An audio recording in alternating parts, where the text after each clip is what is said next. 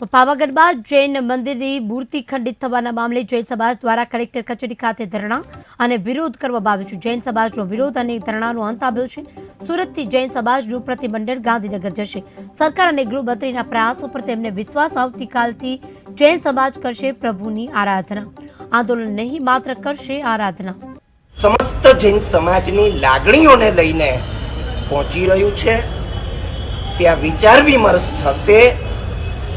જે ઘટના ઘટી છે એનું બધાને દુઃખ છે અને એક સારામાં સારો નિવેડો આવતીકાલના દિવસે આવે।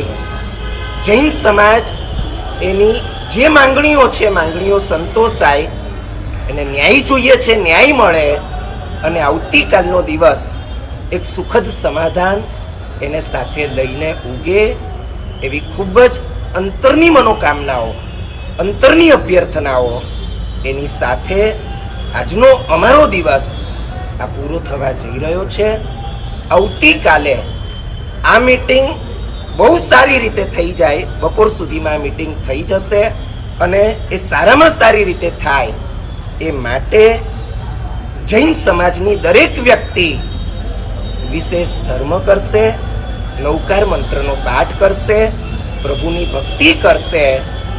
એ જ આવતીકાલનું સવારનું એને આરાધના કહો કે આંદોલન કહો, આવતીકાલે કોઈ બીજું આંદોલન કરવાની અમારી ઈચ્છા નથી।